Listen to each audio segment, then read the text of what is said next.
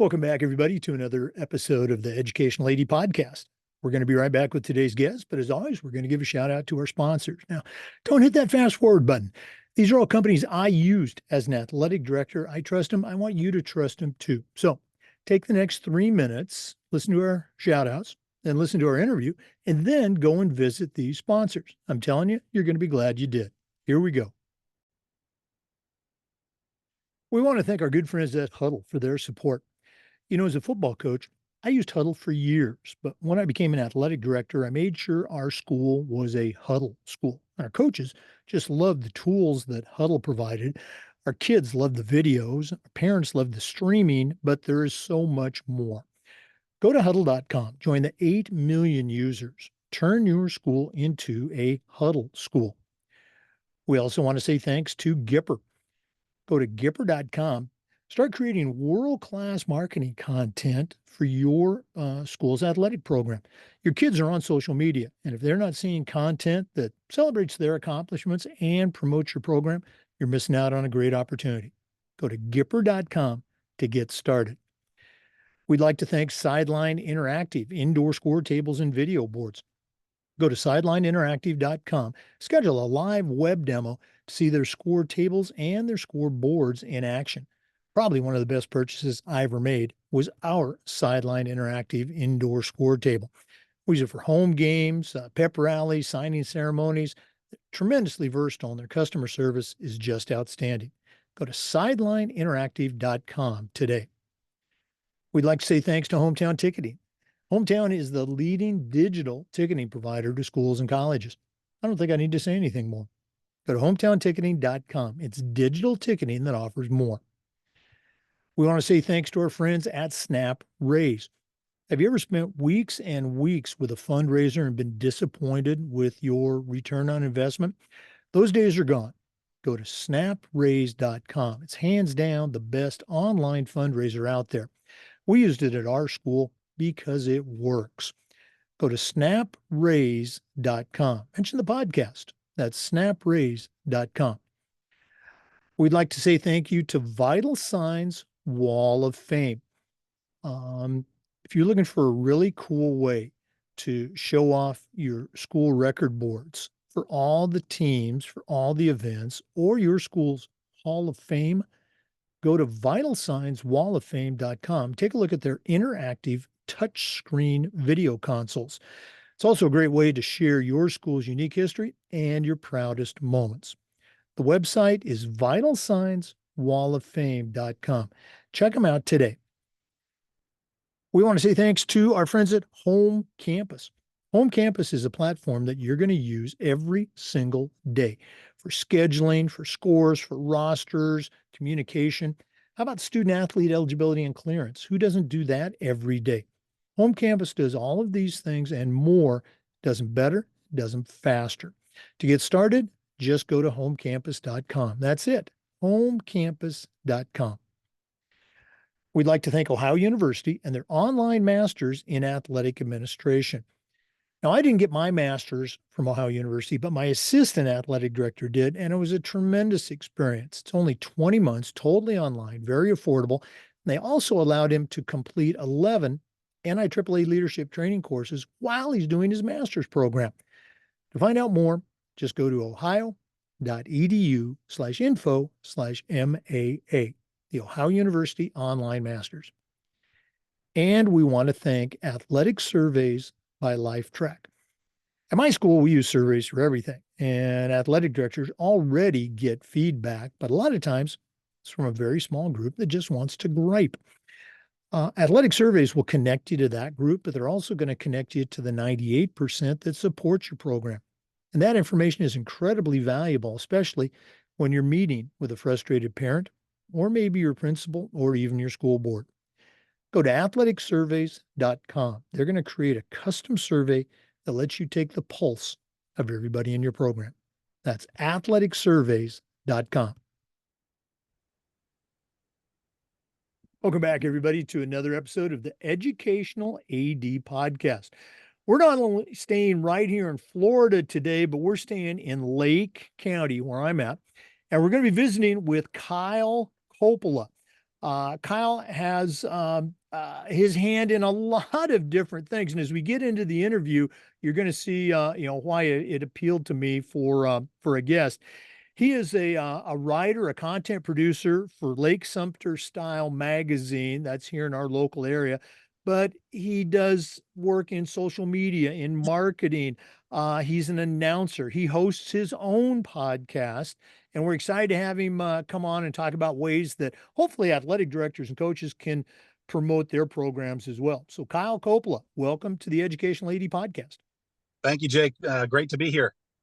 Well, again, you and I were talking before we started recording. I think it's going to become very obvious for listeners, why I wanted you to come on. We always like to let our listeners have a chance to get to know our guests. So give us that quick bio, where you were born, where you grew up. Maybe take us up through your own college days, and then we'll take a break. But what's the Kyle Coppola origin story? Well, originally I'm from Boston, Massachusetts. I was born and raised in New England. I went to high school up there, played football, a couple of different sports, but mainly football. And that's where I kind of fell in love with sports and got into like racing and NASCAR and all sorts of stuff up there. I used to go to the New Hampshire Motor Speedway up there with my dad and just really fell in love with the sport of football, though. Started playing at my freshman year and went to a school up there called Tri-County Regional Vocational Technical High School. That's a long name, but that's where I played football and um, it was a heck of a journey. It was fun up until my junior year when I got my knee injury, and things kind of changed from there. I was hoping to play college ball for UMass or one of these bigger schools, and I ended up going down with a really significant knee injury my junior year. And then I fell in love with sort of the broadcast side of things. So during that injury, I was able to sit up in the broadcast booth with one of the local teams up there. It was, I think it was cable 12 News or something for North Attleboro. And then I started to learn a little bit about, broadcasting and all sorts of stuff, that communication. And then kind of just fell in love with it and tried to come back my senior year and went down with another knee injury and just football didn't pan out the way that I had hoped. But that's why when I see these kids that end up with injuries and stuff like that, it's so important to get an education because athletics is not going to be with you your entire life. So it's so important for you to go and whatever you do, whether you go into communication, whether you go into the medical field, whatever you do, athletic directing, whatever you choose to do, it's so important to get yourself an education. And I was able to end up going to a communication school up in Massachusetts. I graduated from Curry College up there in Milton, Massachusetts. So I got a really nice education up there. Did a lot of work with the radio production up there, and sort of just found my niche up there with the radio stuff and broadcasting and writing. I learned to write up there, and I didn't like writing in high school, and then I got to college, and writing really appealed to me. So that was really fun. And then that brought me to coming down to Florida. You're like, how did he get down here into Florida? I ended up moving down here. My mom actually works for the Villages Health, which is the Villages is like the largest retirement community in Central Florida. Well, they also have their own health agency. So she came down here. I decided to come down and start working for the Villages. I started working for the radio station down here, and one thing sort of led to the next, and started working for the Daily Sun and everything like that. So that's kind of where I'm at right now, and it's been great. Well, yeah, we're going to get into the work that you're doing now, with the villages and a lot of other programs too. But I want to go back to that your high school days. What was that high school? Was it a big high school? Was it a smaller school? What was that setting? The regional vocational school. I actually went to two high schools. So the regional voc tech school was my freshman and junior year, and that was a fairly decent school. We had a bunch of counties go to that school. I would say student body anywhere between probably 900 to 1,200 students, so a decent size. that we had at that program, and it was all vocational students. So a lot of these students, not everybody would go to college. If you wanted to go to college, you need a couple extra courses. Usually, senior year, you transfer to a different school. Sometimes, if you wanted to go that route. In my case, I had to transfer because I needed to take Spanish to get into college. Needed a couple of different courses, so I ended up finishing at King Philip Regional Voc Tech up there, which was around the same size. So relatively speaking, that's about the size of my school, and it was such a great school. Though they're about to tear the school down and make a brand new school up there. I think this is the last year that Tri County, the original Tri County in Franklin, Massachusetts, is going to be around. So a little sad to see that go, but looking forward to the future of the program. Oh, that's got to be some great memories. You Oh yeah. mentioned you actually did some announcing in during your high school days, and I Mhm. can remember 100 years ago, our JV football games at my high school were on Monday evenings, and after our practice, a buddy of mine and I we would go up there, and sometimes we would announce those games. Just some great stuff. Yeah. Was there ever a point in high school or later in college for you that you thought, hey, this is something I could do? Or was at that point it was just something you did for fun?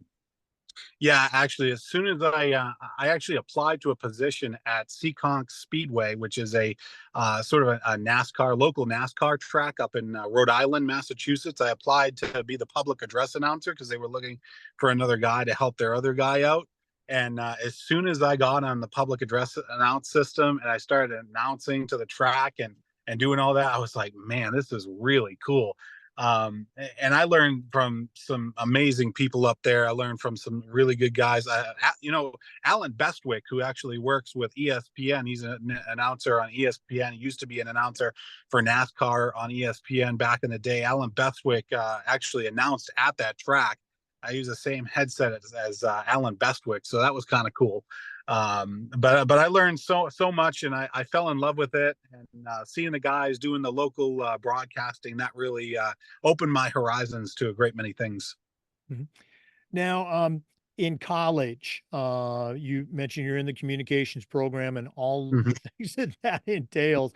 Um, how has the technology changed from those days to what you're doing now? And we're going to Yeah. talk about that later, but just from a tech standpoint, what's probably one of the biggest changes you've seen?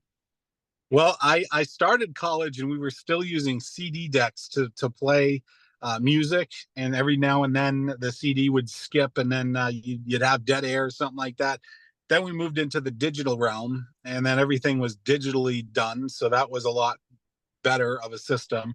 Um, Now we're into artificial intelligence. We're into AI. AIs can even write stories. It's come such a long way in such a short time, Jake. I mean, you think of I graduated in 2015, and so I'm coming up on 10 years out from graduating college.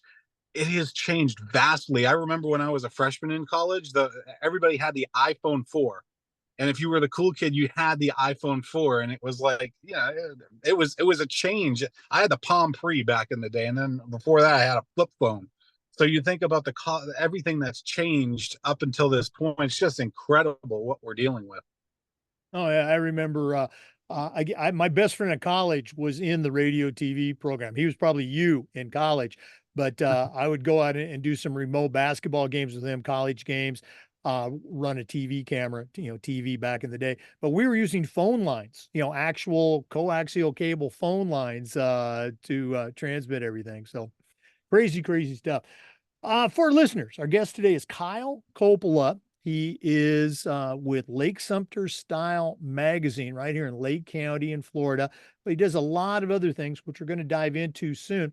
Let's go and take our first break. We appreciate you listening. This is the Educational AD Podcast. We want to say thanks to our good friends at Huddle for their support of the podcast. I used Huddle as a football coach for years, but when I became an athletic director, I made sure that our school was a Huddle school. And our coaches just loved the tools that Huddle provided.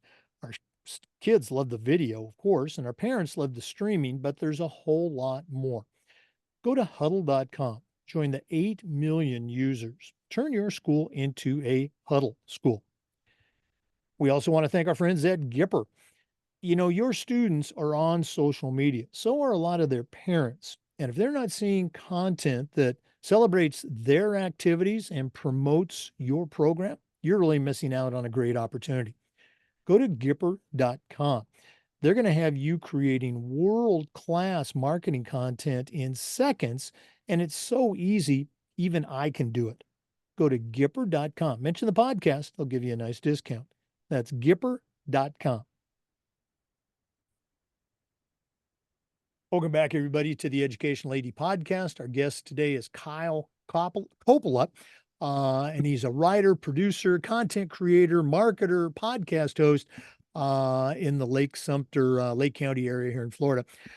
Kyle, you took us up through, your high school and college days. You also mentioned, that your journey brought you down to Florida.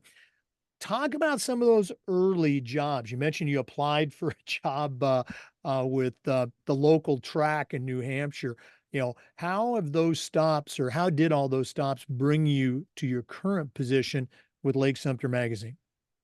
So I was able to get a lot of experience up there in Massachusetts. I not only announced with Seekonk Speedway in Rhode Island, I also did a couple of internships with NBC for the Boston Celtics and a bunch of other stuff up there that I was able to intern with BCAM TV, was a local access television station. And they paid me a little bit on the side, which was nice. I did some high school sports for football and soccer, and so I got accustomed to announcing a variety of different sports, and it just sort of built from there. I ended up graduating and coming down here, and winter of 15 is the reason I'm down here up in Massachusetts. The winter of 15 was so bad up there. I remember walking to class my senior year, and I'm just getting pelted in the face with just cold, like the sharpest cold I think I've ever felt. And I was like, I gotta get out of here. And then I fell a couple times, tweaked my knee. I was like falling on black ice. So I came down to Florida, and definitely no issues here. Only thing you got to worry about down here, like the thunderstorms down here, occasional tropical storm or hurricane. But yeah, came down here and started working in the villages. Applied to work for a radio station, and I had interned with the radio station. It's called AM 640 WVLG. Now they have an FM channel as well, 102.7 FM down here in the villages. But it's a that was really cool to come down. I was scheduling music, writing commercials, doing all sorts of different things. I learned how to do live ad reads, all sorts of stuff, and it sort of built from there, and continued to work for them, and led me to other things as well. And then COVID hit, and that's a whole story in itself that I can tell how we got through COVID. The things that you mentioned there, writing, it's things that have recently, let's say in the last few years, fallen on the plate of an athletic director. It's not just, managing, now it's promoting your program out there, as we previously mentioned with one of our sponsors, Gipper, on social media. Um, you mentioned in college you didn't like writing that much. Okay. What were some things that you did knowing that, hey, this is maybe not, my top skill? What were some things that you did that maybe an athletic director who's listening can do to raise their game as a writer and a promoter? Well, I just practiced the craft. I mean, it's not easy, especially like at first. And you got spelling mistakes in college. We didn't really. Well, we had an editing department, but it wasn't a great editing department. And still, even now in my current job, it's difficult, especially when you get into the media stuff, the social media stuff. A lot of the times, if you need to shell something out, like quickly within 15 minutes, sometimes you don't have the time to relook it over. You do the best you can, but you can't capture everything. But you do the best you can, and that's my advice to anything in life. Just try your hardest, and the more you try and the more you practice, the better you can get. I mean, if you, you can't get worse if you practice. You have to get better, and that's really what I did in college, and getting through that, and then writing as soon as I got out. And I wasn't the greatest commercial writer when I first came out. I wasn't the greatest broadcaster, but uh, you learn and pick up things. You watch things. For me, I like to watch a couple of guys. Kevin Harlan is one of my guys that I really enjoy watching. He's terrific. A lot of different broadcasters, but you just pick up things through the years. Whether you're writing or doing whatever you can, you just figure it out. So Now, you you're currently, well, you're doing a lot of things, which we're going to get into in our next segment, but um, can you think of a moment, because again, your career started back in high school and with college and continued now with these early jobs with the villages. Can you think of a moment um, that at the time it happened, it really didn't seem like much, but now, and again, you're still at the beginning of your career compared to me, where I'm, the career's over. Uh, can you think of a time that at the moment it wasn't really, it didn't stick out, but now looking back, you can say, hey, that was a significant moment for me. Anything stick out for you? wow. For me personally, if I'm thinking about a moment that truly sticks out, um, it was working for a company, and this is kind of off topic, but it's kind of relevant. So I was working for a company. It was a medical company. I'll just name them straight up: Premier Medical Associates in Florida. And I was working marketing, and I was treated by the owner so badly that I thought to myself, I'm never going to treat a person like that. I'm never going to treat a person like, I don't care how much money I have. It doesn't matter who you are. You never treat a person like dirt. And that really, you know, that's how I like to live my life. I give everybody the benefit of the doubt. I don't care who you are. I don't care if you're, maybe you're not good at sports. Well, you can learn to be good at sports. Maybe you're not a good writer. Well, you can learn to be a good writer. I love to uplift people. And that was one of the moments when I was working. I was like, I can't do this. I quit that job. I moved on with my life, and I'm so glad I did. But those particular moments, they make you stronger as a person. It's just looking back on it, it certainly made me stronger. Oh yeah, absolutely. It unfortunately, I think just about everybody has at least one experience like that, and those people serve as great examples of how not to do things. Again, appreciate you sharing that because that is important. You got to move on. We're going to take another break, but for our listeners, our guest is Kyle Coppola. He's a writer, he's a producer, he's a broadcaster, he's a podcast host, and many other things right here in Lake County in Florida. Let's do a little business with our sponsors, but we are coming back. This is the Educational AD Podcast. We'd like to thank Sideline Interactive for their support of the podcast. Go to sidelineinteractive.com and schedule a live web demo. You can see their indoor score tables and scoreboards in action. Probably one of the best purchases I ever made was our Sideline Interactive indoor score table. We use it for home games, of course, but we also use it for pep rallies, for signing ceremonies. Their products are tremendously versatile and their customer service is just outstanding. Go to sidelineinteractive.com. Schedule that live web demo today. We also want to say thanks to Hometown Ticketing, the leading digital ticketing provider to schools and colleges. I don't think I need to say anything more, but I'm going to. Go to hometownticketing.com. Their team will show you how to set up and sell your tickets online, not just for sporting events, but things like school plays and concerts, school dances, even graduation. And here's the best part: every school is assigned a dedicated client success manager that's going to provide you hands on support every step of the way. That's every step of the way. Go to hometownticketing.com. It's digital ticketing that offers more. We also want to say thanks to our good friends at Snap Raise. Have you ever spent weeks and weeks with a fundraiser and then been disappointed in the results?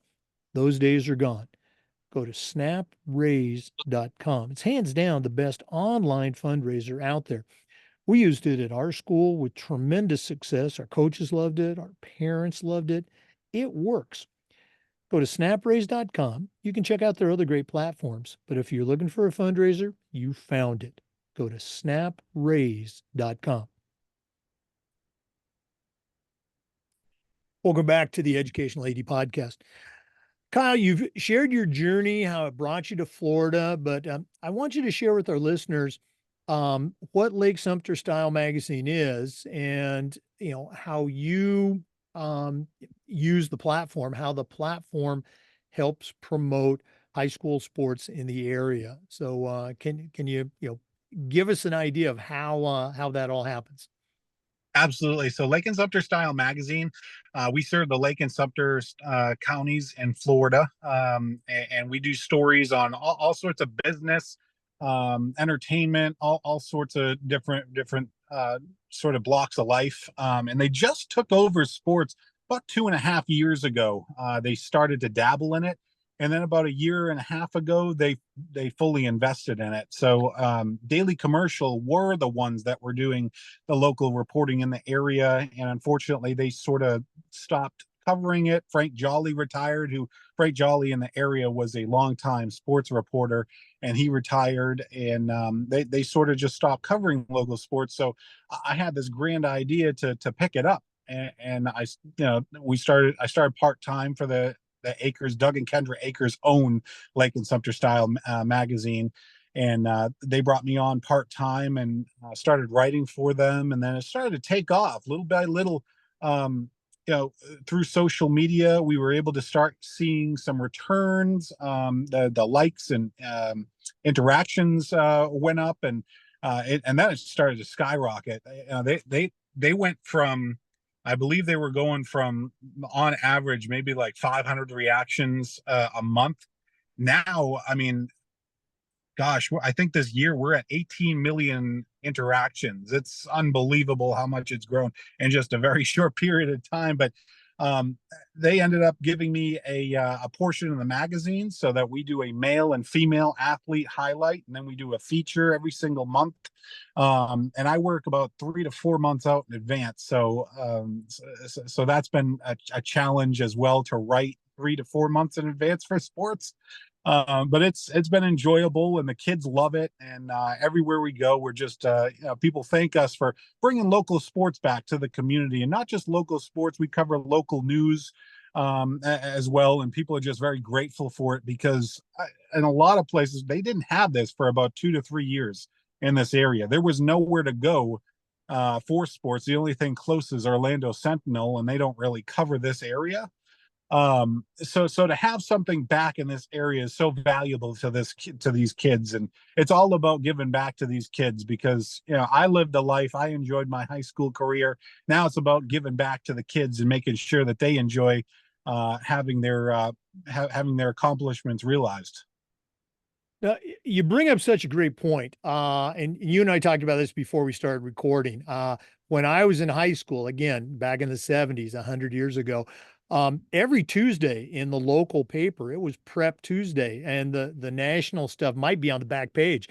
But kids, I think families look forward to that. And, with, the demise of, print media, I guess, that's something that was missing. But you also brought up that kids are on social media, and what a great way to connect with them. The parents are there, you get sponsors involved. So yeah, absolutely. And that's what first I attracted me to first became aware, because you had this big spread. It was on your Facebook page, or Lake Sumter Style Facebook page. All county athletes, and then a couple days later there was a feature article on somebody. So it's just great stuff. Um, you mentioned that the likes and all that have increased. Can you share a story? I'm sure you've got a bunch of somebody, kid, parent, coach, who got back to you and said, "Hey, really enjoyed that article. Thanks for what you do." Yeah, there's so many. I mean, so many get back to them. I think Jamarian Williams is one of the cool athletes that I've done.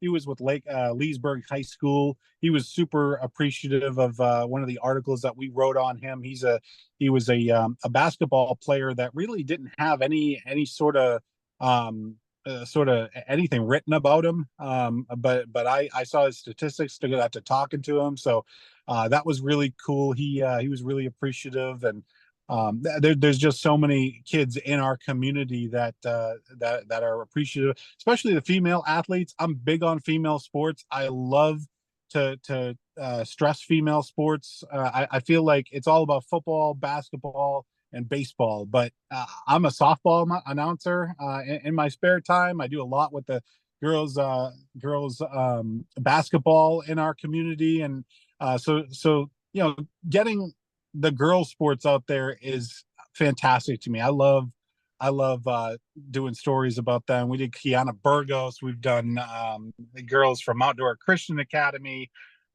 There's so many amazing stories that we've done over the past. I can't really choose a favorite because there's so many of them. But man, I'm so happy to just have an impact on some of these kids' lives because some of these kids, you have an impact, and it's like, okay, um, I believe there was a Tavares swimmer. He ended up getting some awards just due to a story that we brought to life. I'm blanking on his name right now, but that was a cool thing too. So it's nice to know you have an impact. And you also promote athletic directors. A while back, you had a great shot of the athletic directors, the two women, Mount Dora Christian Academy and Tavares High School on the cover. So you're doing what I do, helping athletic directors share their story. Yeah, it's really cool. We did a story with Megan Ziegelhofer, who's the athletic director at Mount Dora Christian Academy, and we also did a story with Tracy Hansen, who was the athletic director at Tavares High School. So they were two female athletic directors. You don't get too many female athletic directors in our community, so it's more prevalent in like cities like Tampa, Miami, even where I'm from Boston. There are female athletic directors, but it's not as common here in Lake and Sumter counties. Um, but I was hoping to bring light to that and change it. And you know, still, I think there's a lot of work to do for female athletic directors, getting females involved with the direction of athletics in our community. I think Megan Ziegelhofer. I love Megan. She's amazing. She does an incredible job with the Mount Dora Christian Academy program. Just people like that are role models, and so many people like that have just that's a good story. Megan's a good story, and so is Tracy. Tracy's doing some good things, still working for Tavares High School, but now she's in a different, little bit different of a capacity now. She's taken over the media of the school, which is great for them because that's a public school. But yeah, it's I love bringing light to stuff like that. It's so important. Yeah, we've had Megan's a good friend. We've had her on the podcast a couple of different times, and I get to see her a lot as a high school basketball official and also as a track official. So, good stuff. Kyle, we're going to do this at the end of the podcast, but if one of our listeners wanted to reach out, find out more about Lake and Sumter Style Magazine, your podcast, which we're going to talk about in our next segment, or just connect with you, what's the best way that they can do that? They can reach out to myself, 352-456-0350. Again, that's 352-456-0350. If you have a story in Lake and Sumter County, I'm always looking for good stories there. And you can also email me at Kyle, Kyle, at Acres Media. That's AKERSMEDIA.com. Okay. And again, we'll give that information out once more at the end of the podcast. We're visiting today with Kyle Coppola. We're going to be back with more, but let's take another break. We are coming back, though. This is the Educational AD Podcast. We want to say thanks to our good friends at Vital Signs Wall of Fame. If you're looking for a really cool way to display your school record boards for all the teams, for all the events, or show off your school's Hall of Fame, go to Vital Signs Wall of Fame and take a look at their interactive touch screen. That's right, touch screen video consoles. It's also a great way to share your school's unique history and brag about your proudest moments. The website is vitalsignswalloffame.com. Check them out today. We also want to say thank you to Home Campus. Home Campus is a platform that you're going to use every single day. Things like scheduling, rosters, uploading scores, communicating with your stakeholders. How about student athlete eligibility and clearance? Who doesn't do that every day? Home Campus does all of these things, does them better, and it does them faster. And all you have to do to get started is go to homecampus.com. That's it, homecampus.com. We also want to say thank you to Ohio University and their online masters in athletic administration. Now, I didn't get my master's from Ohio University, but my assistant athletic director did, along with hundreds of others. And it was a great experience. It was affordable, just 20 months, completely online. And the program also allowed him to complete 11 NIAAA leadership training courses while he's doing his master's at no extra cost. To find out more, just go to ohio.edu/info/MAA, the Ohio University Online Masters. Welcome back, everybody, to the Educational AD Podcast. Kyle, in addition to all the things that you do with Lake Sumter Style Magazine, you also are very active in the high school space, both with announcing games and also hosting your own podcast where you feature athletes and coaches and occasionally an athletic director too. Um, for the announcing, what are some I hate the phrase do's and don'ts, but let's say what are some best practices that you've seen or that you try to do as a public address announcer, as opposed to the dad or the mom that gets up there and wants to do play by play. Well, for public address announcing, definitely while the play is going on, just let it happen, and pump the crowd up when you can, but let the natural play out. That's important. As far as broadcasting goes, not talking over people too. That's obviously a good thing too. But as far as the public address stuff, that I that's probably one of my favorite things, is just because you get to feel the crowd around you.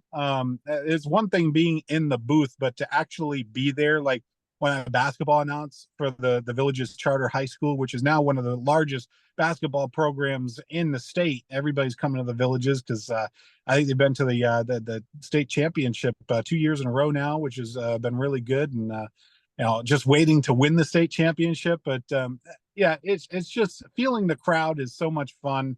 That's really the fun of it, and just playing the music, getting people hyped up. That's always fun. It's one of those things that I enjoy, the public address announcing, and I also enjoy the play-by-play stuff. But that public address announcing stuff, especially during basketball season, that's a thrill. Now, again, you've been doing this for a while. The program's big, it's established. As you were breaking in, there's an expression, I think, in any profession: you don't know what you don't know. What were some things that you found out over the years from the public address angle that when you were starting out, you just didn't know? Oh man, I'd say I made the mistake. So I was a public address announcer at Seekonk Speedway, and this other guy that was broadcasting with Kevin Boucher, I had been broadcasting with him for a very short amount of time, but he was a very seasoned veteran. And so at one point, there was a driver that wrecked another one, but it's very taboo to say that, oh, he put him into the wall, he wrecked him.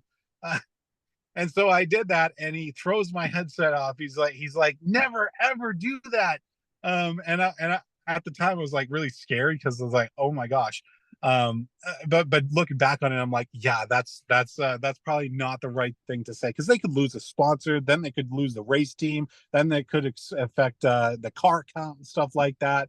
But that was kind of an eye opener for me. That was like, oh, don't do that. And you know, you just learn through mistakes that you've made in the past. And it's like anything, even like athletic directors, you make mistakes, you learn from them, you move on. But that's what this business is about. If you're not going to make mistakes, I mean, you're going to say stuff that you're going to stumble your words sometimes, but stuff happens. You got to move on. So Now, great story, and that doesn't happen that often, I think, in high school sports. But I remember this happened at one of my schools where I was the AD. And long story short, I really worked hard to get students in the role of public address announcer, and we had some great students. He did a great job. But this one, it was his first season doing football, and he was great. He actually went to Northwestern, worked in their radio TV department. He was great. He was great. But here he is, a sophomore. We got a home football game. The other team gets an unsportsmanlike penalty, and the player's ejected. Now, I don't know if this is still a rule. This is maybe 10 years ago, but at the time, if you were not supposed to mention, number 17, Billy Smith, has been ejected. He did that. Our announcer did that, just trying to be a good announcer. And it was a 15-yard penalty against us for announcing that. So is that still a thing in Florida high school football? And again, it's a good idea not to, shout or call out that player. Is that still a rule? I try not to call out ejections when possible. Sometimes I'll just let it go. But other times, like technical fouls, you got to call the technical fouls. You got to let people know. You got to let the people, the statisticians, know who the technical foul is called on. Luckily, in my career, I have not had a ton of ejections out of games. I've seen a coach get ejected out of a game one time, but luckily, it hasn't happened too much. But yeah, it's something that you hope doesn't happen.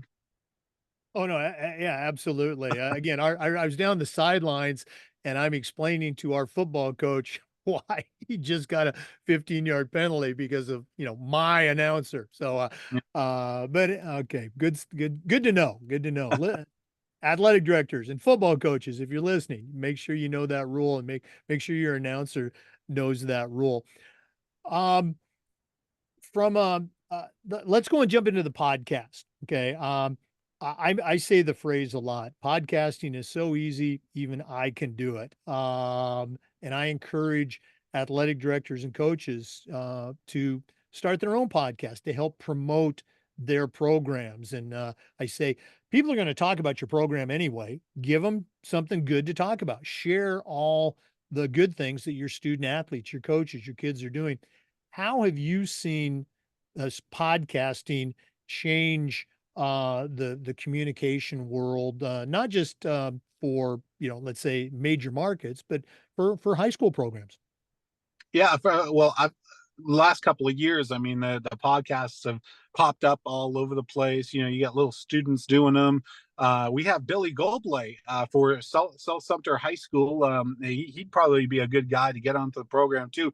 Billy Goldblay has the Goldblay Show, and he started his podcast just about 6 months before we did, and he brought light to a lot of the students over at South Sumter High School, which is in Bushnell, Florida.